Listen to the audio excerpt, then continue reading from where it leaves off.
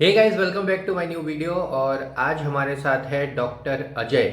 उनका थोड़ा इंटरनेट का इशू था, इसलिए मैं सोचा कि अपना इंट्रोडक्शन पहले ही चालू कर देता हूँ। उन्होंने अपना एफएमजी एग्जामिनेशन जनवरी 2025 वाला फर्स्ट अटेम्प्ट में क्लियर किया है। एंड ही गॉट, वो नहीं बताऊंगा।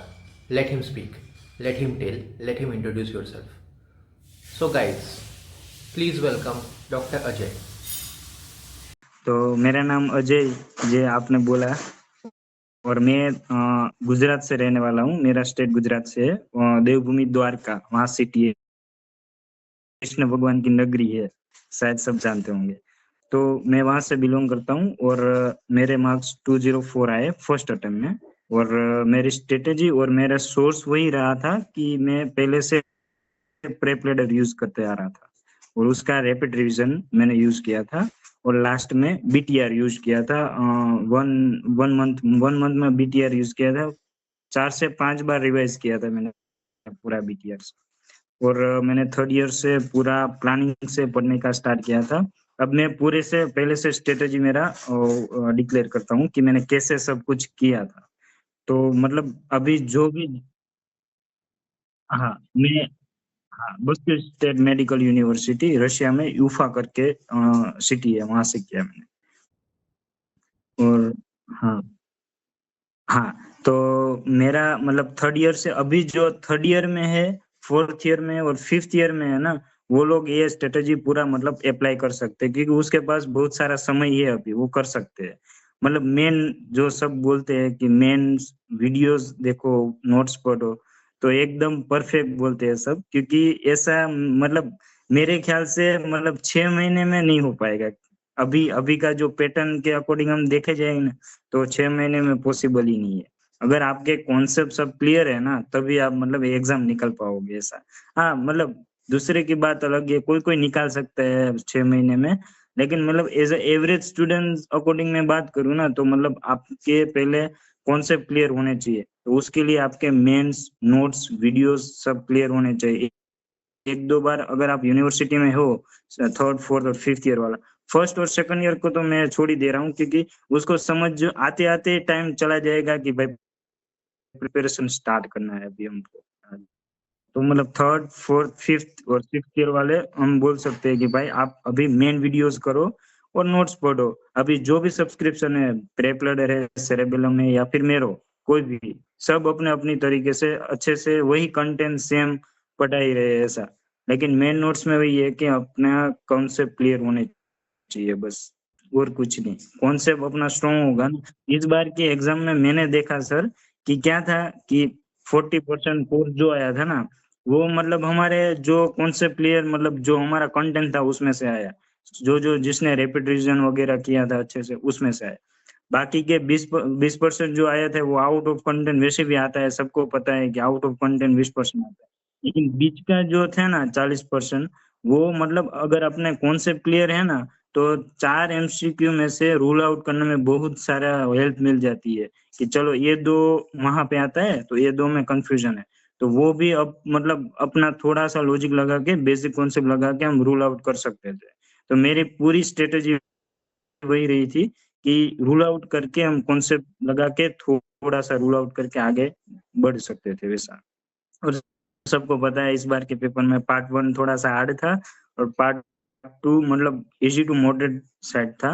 मतलब अगर स्ट्रॉन्ग सब्जेक्ट मतलब कॉन्सेप्ट क्लियर होंगे हमारे सर्जरी मेडिसिन के, तो वो निकल जा रहा था, वो इतना मुझे डिफिकल्ट नहीं लगा। पार्ट टू, पार्ट वन बहुत ऐसा लग रहा था। मैंने लास्ट 7 मिनट में 15 एमसीक्यू किए थे, वो पीडियाट्रिक का ओवरलैप आ गया था पूरा। अब मुझे खुद वो 15 एमसीक्यू जो थे ना सर, वो मुझे याद भी नहीं है कि मैंने क्या क्या किया था। ऐसे ऐसे दबा दबा दबा के मैंने पूरे खत्म किए थे।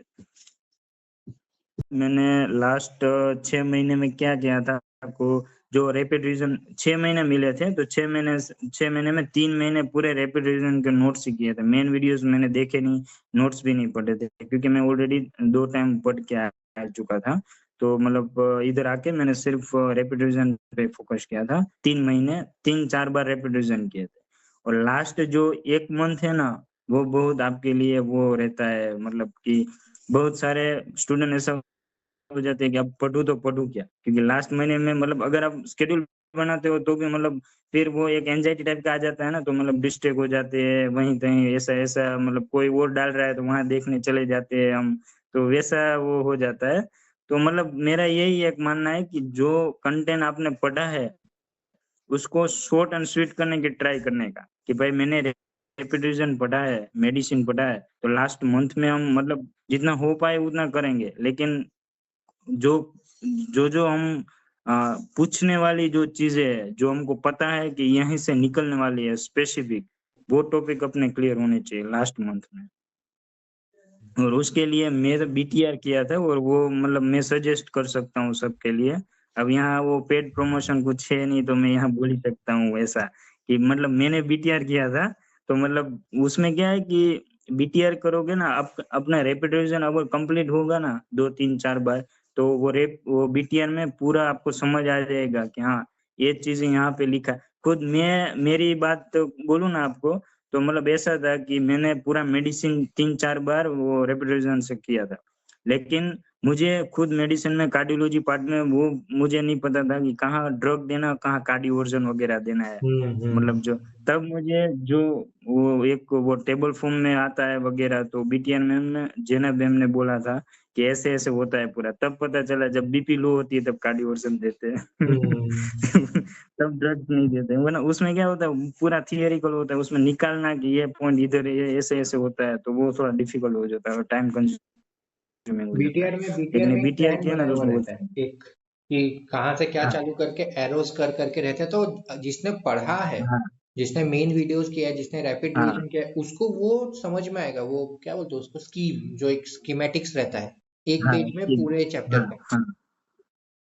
हुँ, राइट। हुँ, हुँ। वही वही मुझे हेल्प किया था कि वो लास्ट महीने में अपने मतलब ऐसे कॉन्सेप्ट होते हैं कि भाई हम ऐसे थियरी पढ़े जा रहे हैं, लेकिन एक्चुअली में पता ही नहीं है कि यार इसको अप्लाई कैसे करना है। अब हुँ, वो बहुत सारे स्टूडेंट यहाँ पे भी फँस जाते हैं कि उसको अप्लाई करना नहीं आता। और मतलब दूसरी बात तो यही है कि एमसीक्यू ऐसा लग रहा था इस बार मुझे रियल एग्ज़ाम में कि एक एमसीक्यू 1 मिनट का नहीं था, 40 सेकंड का था या 30 हुँ। सेकंड का था।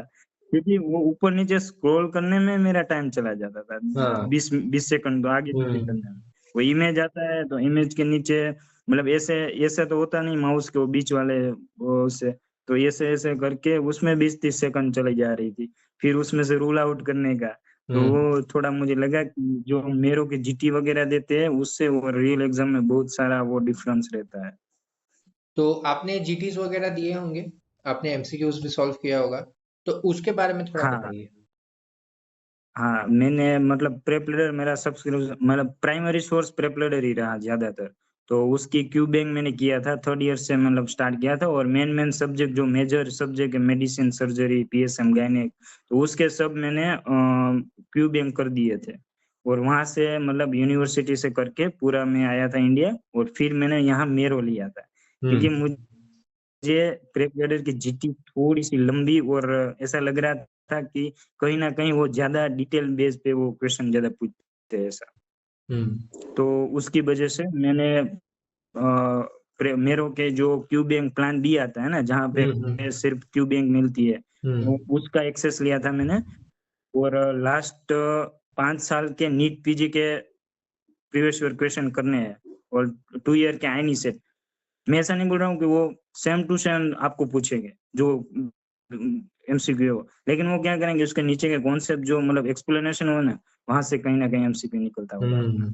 तो वो मुझे एग्ज़ाम देते-देते या मतलब कॉन्सेप्ट हो रहा था कि हाँ, इसका ये उसने ये मतलब कोरिलेट किया था पूरा और पूरा इंटीग्रेटेड आएगा। मुझे अभी तक अंदर से नहीं हो रहा है कि भाई एनाटॉमी के क्वेश्चन आए थे। आए थे इंटीग्रेटेड मैनर में ऑर्थोपेडिक ले गया ऐसा लग रहा है कभी-कभी।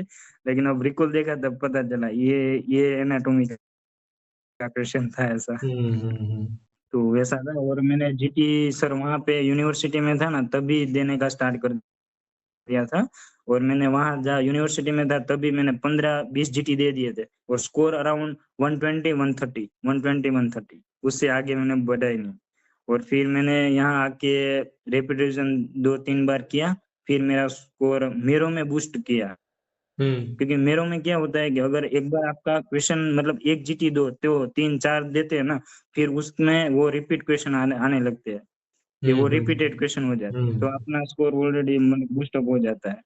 तो बस ये स्ट्रैटेजी था और लास्ट लास्ट में मेरा स्कोर 250 तक गया था। ओह! नाइस। वाह! हाँ, अच्छा लेकिन है तुम्हारा इधर ऐसे वो भी। Under pressure. जीटी का हुँ। स्कोर 200 प्लस, तुम्हारा रियल एग्ज़ाम का भी स्कोर 200 प्लस, हाँ, 200 तो प्लस तो मतलब आया। तो भी हाँ, हाँ, वो तो है और प्रेप का मतलब देता था लेकिन फिर बीच में छोड़ दिया था क्योंकि वो क्वेश्चन जो 50-50 वाला सेक्शन आया ना, उसमें हम वो प्रेप लीडर के नहीं कर पा रहे थे क्योंकि उसमें टाइम मतलब वो रहता था कि कंज्यूमिंग थोड़ा रहता है क्योंकि पूरा हुँ, क्वेश्चन हुँ, पढ़ना फिर ऑप्शन में वो रूल आउट करना तो मतलब 10 एमसीक्यू मेरे रह ही जाते थे। एक बार दी थी हुँ। मैंने, फिर मैंने प्रेप लीडर का नहीं दिया था। फिर मैंने ओके। उसका सीबीटी ऑफलाइन आता है ना, वो दिया हुँ, था हुँ, अहमदाबाद में हुँ। जाके। वो थोड़ा ट्राई किया कि भाई एक रियल एक्सपोज़र मिल जाए वैसा। तो वो कंप्यूटर के सामने मैंने बैठ के दिया था और डेम्स का जो ऑफलाइन सीबीटी कंडक्ट करते हैं सीबीटी ना वो वाला, लोग वो हाँ। वाले, तो उसमें भी मतलब 2 टेस्ट दिए थे उसमें एक में 187 समथिंग आए थे और दूसरे में 220 जैसे समथिंग आए थे। वाओ! मतलब वही है कि आपने जो थर्ड ईयर से चालू किया था पढ़ाई करना, third year, fourth year, fifth year, sixth year ना, रशिया में तो 6 साल का है, हाँ, सिक्स्थ ईयर, ये जो 2 साल 4 का। साल आपने वहाँ पढ़ाई किया, 4 साल में आपने जो 15-20 जीटीज दिए, आपने एमसीक्यू सॉल्व किए, उसके वजह से आपका कंसेप्ट अच्छा खासा बिल्ड हो गया था। और हाँ, उसके बाद फिर हाँ, यहाँ हाँ, वो इंडिया आने के बाद बस रिवीजन किया, अपने कंसाइज हाँ, किए, सारे नॉलेज को एक नोट्स जगह कंसाइज हाँ, करके बस जीटीज और हुँ, एमसीक्यूज देते रहे। हुँ। हाँ, हाँ, वही और दूसरी बात कि अगर हम नीट पीजी के कर रहे हैं पीवाईक्यू, तो मतलब सिर्फ़ पीवाईक्यू नहीं करने हैं कि चलो मैं ये पीवाईक्यू कर देता हूँ वगैरह-वगैरह, हम्म। लेकिन उसके नीचे के कॉन्सेप्ट होते हैं ना, वो क्लियर होना बहुत ज़रूरी है ऐसा। और दूसरी बात कि मैं है ना, पूरे शायद 500 जितने स्टिकी नोट्स बनाई थी मैंने, पूरे हम्म। लाइब्रेरी में और सब पूरे रखी थी और मैं हर रोज़ सुबह 8 बजे बैठता था, 12 बजे तक सिर्फ़ स्टिक वो इसके अलावा मैं कुछ नहीं करता था।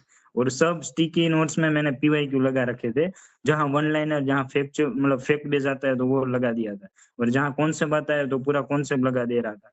तो वैसे मैंने किया वो लास्ट 2-3 महीने मैंने सिर्फ़ स्टिकर ही रिवाइज़ किया था, वो जो स्टिकी नोट्स आते हैं ना हमारे, बस हम्म। वही रिवाइज़ किया था और बीटीआर उसके अलावा मैं कुछ और नहीं किया था। और एमसीक्यू करता था लेकिन लास्ट 10 डेज़ में एमसीक्यू भी मैंने छोड़ दिए थे कि भाई मतलब पटा होता है फिर रॉन्ग कर देते हैं, पता नहीं क्या हो जाता है लास्ट 10 डेज़ में। तो फिर हम्म। मैंने वो छोड़ दिया, मैंने बोला जो होगा देखा जाएगा। जो होगा देखा जाएगा, लेकिन जो हुआ सच में देखा नहीं जा रहा।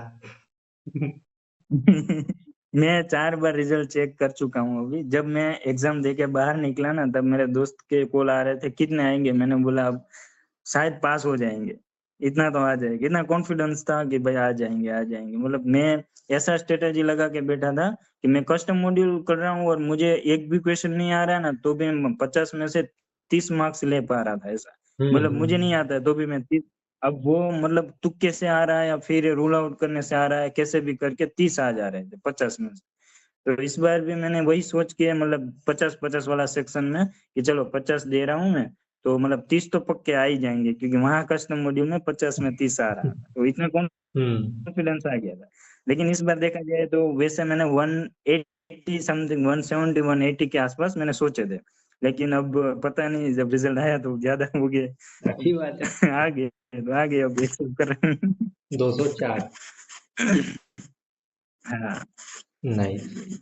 बस जूनियर से यही कहना चाहूँगा कि मतलब अभी टाइम है आपके पास, तो अभी मतलब आपके कॉन्सेप्ट जितने क्लियर होंगे ना वो सही है और मतलब इंटीग्रेटेड मैनर में पढ़ोगे ना तो वो इससे भी बेटर रहेगा। क्योंकि अगर मैं सोच रहा था कि चलो मैं पैथो पढ़ रहा हूँ, तो उसमें क्या है बीटीआर में कि अगर मैंने मेडिसिन पकड़ा, तो मेडिसिन में क्या रहता है कि उसका पहला फिजियोलॉजी पढ़ाते हैं मैम, हम्म। फिर उसका पैथोलॉजी पढ़ा देते हैं, फिर उसका मेडिसिन पढ़ाते हैं। तो वो मतलब ऐसा लगता था पूरा इंटीग्रेटेड तो उसमें हमको वो टेंशन नहीं रहती कि भाई ये सब्जेक्ट छूट रहा है, ऐसा लगता था पूरे ये वो भी मेडिसिन को 3 दिन दे रहे हैं, 3 दिन में हम 3 सब्जेक्ट खत्म कर रहे हैं साथ में हम्म। मेडिसिन, पैथो और फिजियो। क्योंकि इंटीग्रेटेड रहता तो था, वो एक थोड़ा वीडियो में मेंटली भी पुश इंटीग्रेशन करता था। होता था अलग अलग सब्जेक्ट्स का। हाँ, हाँ, हाँ, वही। वही मतलब एक मेडिसिन पढ़ रहा हूँ तो उसमें 3 सब्जेक्ट कवर हो रहे थे, प्लस फार्मा भी हो रहा था उसमें, क्योंकि मेडिसिन में फार्मा भी कोरिलेट होता है ना, तो वो रहता है। वो हमको सिर्फ देखना क्या है कि जनरल पैथो हो गया, जनरल फार्मा हो गया, जनरल फिजियो हो गया, तो बस वो हमको एक अलग से उसकी मतलब वीडियोस होते हैं, तो वो देखने की थे। वो भी मतलब आधे-आधे घंटे की होती है, और उसमें भी ज्यादातर मतलब रिपीटेड क्वेश्चन थे, उस जनरल उसने बना रखा था पूरा वीडियोस में। तो वो मतलब एक तरफ से इजी, 5 मिनट में हम रिवाइज मतलब मल्टीपल टाइम कर सकते हैं अगर करना चाहे तो ऐसा। हम्म। बस वही बूस्ट अप किया स्कोर मेरा, और अभी भी मैं थोड़ा-सा लग रहा है, अभी सुबह उठ के मैं देखता हूँ 204 ही है ना, किसी और के नहीं है ना, क्योंकि मेरे साथ पढ़ रहा था एक दोस्त, उसको भी 204 ही है। तो उसने भी क्रॉस वेरीफाई किया कि मैं तेरा एप्लीकेशन आईडी डाल के नहीं देख रहा ना। मैंने बोला भाई देख ले, वरना क्या पता स्कोर गाना आए नहीं और ऐसे दोनों लटक जाए।